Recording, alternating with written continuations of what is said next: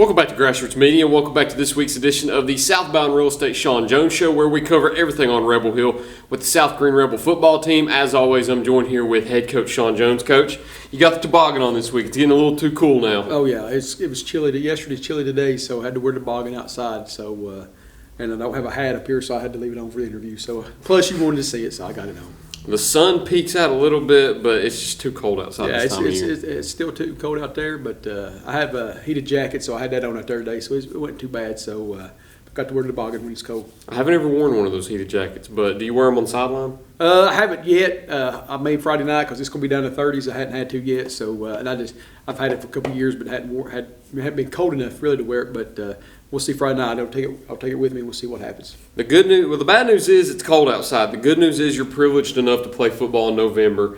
Into the playoffs now, heading into week 1 this week. How do you feel going into the playoffs? Well, it's kind of, the last few weeks have been kind of tough with the injuries and didn't know what was going to happen. And, we had some nagging injuries last week in practice, even going into Hampton, and didn't know how it was going to come out. And went up there and played really well. But we got Nash back this week, which is big. Got TJ back this week, which is big. But then we had a big loss with Southbound. So we'll just go down to Bledsoe and be next man up and see what happens.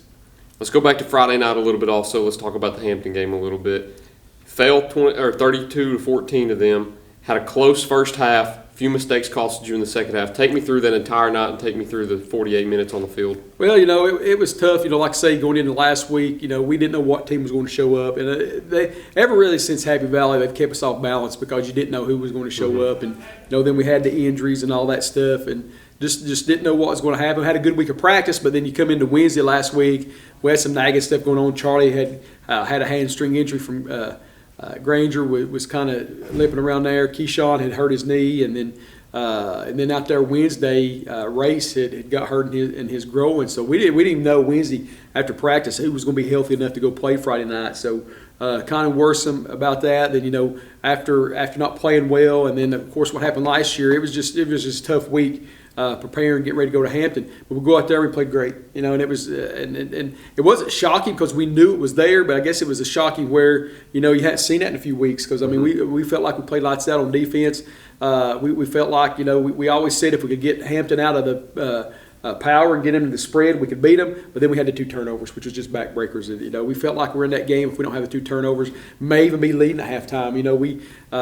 They scored after the first turnover. We go for it on 4th down and don't get it. But if we score there, and then we scored putting over the head. It could have been 14-0 at halftime, and that's a different ball game if it is. And then we come out of the second half and had to scoop and score, and that got them happy. And that's what really turned the ball game around. Was if you look at one play, was a scoop and score because it was still, we were driving right there. They just went down and scored and went up 12-7, but we were driving. We just got a first down. We were on their 47. We felt like we were going to go down and score right there. We really do, and that was just a backbreaker. And but proud of the kids because they played hard.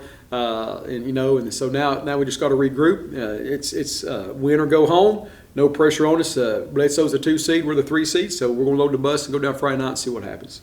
It seemed like they were really run heavy and you were really pass heavy in that game. Did they shut your run game down, and did they even try to attempt any passes or just go power the whole entire game? I think they had 3 attempts, and they really number 3 dropped too. That was big, and he used these shorthanded. But we knew we was going to have to spread them out because they're bringing 6-7 at a time, and we went empty a lot. And our second scoring drive in the second half, we went empty the whole drive and just went right down the field.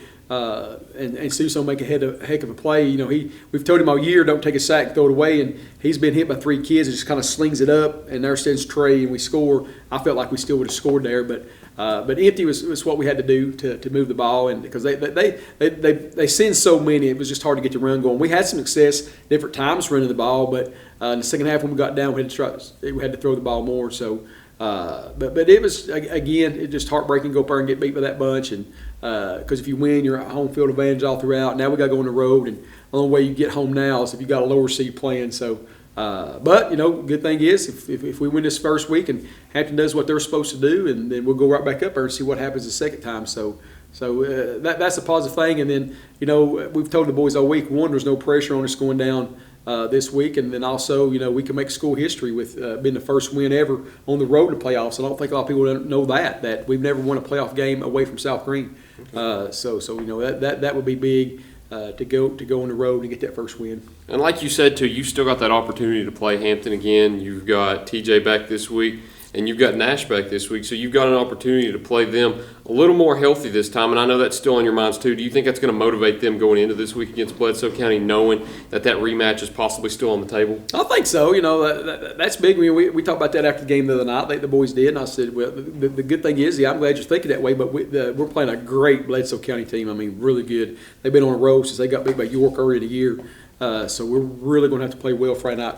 If it's not the best team we've seen all year, it will be right up at the top. And they're up there with the Hamptons and Crockett's and all those that we've played this year. So it's going to be a tough ball game to go down there and win. But they're motivated. They're ready to go, and we're just going to go down there and see what happens. I wanted to talk about the passing game a little bit because Jacob Susong had one of his better nights at quarterback. He was 10 of 15 for 140 yards with 2 touchdowns. One of his better averages per throw this year with 14 per throw. And then you had that miraculous touchdown to Trey, which I don't know how he made that work, and Trey ends up breaking a tackle and getting in the end zone too. Talk about his night in total and talk about that touchdown in general. Well, I mean, he did a great job throwing the ball. We knew he was going to have to throw the ball, and that was a big part of what we had to do. And he's led us all year. He's done a great job all year. He's still got, he's just a junior, so that's a good thing. Got him coming back, but pretty much he played. He got hurt on the second play. He broke his arm on the second play, and nobody knows that he played the whole ball game that way with a broken arm, and so that was big. It showed a lot of guts because he played on defense too and had some big hits. Hampton's coaches was talking about the hits he had on defense, and that was as after done because it was the second play of the game. He got tackled and had the ball up under him and landed. He sit on both elbows, and it kind of jarred up in his arm. So, but he's just a gamer and played well, and so we'll see what happens with him and see if we'll have him back this year. But that was a big blow to us, losing him. But that's the game of football. I mean, that happens like that. That's what you talk about. You got to next guy up, and it's calling a race this week, and we'll see what happens. And outside of the touchdown to Trey, you had the touchdown to Dion. I don't know how many weeks in a row Dion's had a touchdown now, but he has really turned it on in the second half of this season. Dion's played really well the last few weeks. When TJ went down, he felt like he needed to step up even more, and when Nash went down, so Dion's played well on both sides of the ball. He makes a lot of tackles and does a lot of good things for us. So we're really proud of Dion. His senior year here, finishing off the right way. So, but again, it's just a tough old night that night, and. We got out there and played well, and we'll see what happens. Moving forward into the playoffs now, it's the best time of the year. Everybody's 0-0. Literally anything can happen at this point. You've seen some of the biggest upsets ever happen. Who's to say that that's not going to happen again? You've got Bledsoe County this week, a long drive down there to Bledsoe County. We'll preview that game in the second half. Need to get some commercials on screen first, so we'll be right back in just a minute here on Grassroots Media. Pizza, pancakes, or donuts, the Davy Crockett Travel Center in Baileyton has the cure for all your cravings. While you're there, shop our general store for souvenirs, gifts, and cellular accessories. In a hurry, grab a cold drink and a hot dog to go. Check us out on Facebook and come to Baileyton. At Corner Pond, the friendly and knowledgeable staff has the experience necessary to help you out regardless the need. Have an item of value you'd like to pawn or sell? Corner Pond can help. They pawn numerous items of value, including firearms, tools, ammunition, silver, coins, and much more. When you walk through their doors, you'll find well-stocked shelves full of electronics, gaming systems, fishing and hunting equipment, car audio and accessories. And don't forget about the room full of guitars and basses and amplifiers, or their outside lawn and garden equipment. Corner Pond is a case knife dealer and carries numerous used knives as well. Stop by and let the friendly staff at Corner Pond help you today. At 432 East Bernard Avenue, Greenville, Tennessee.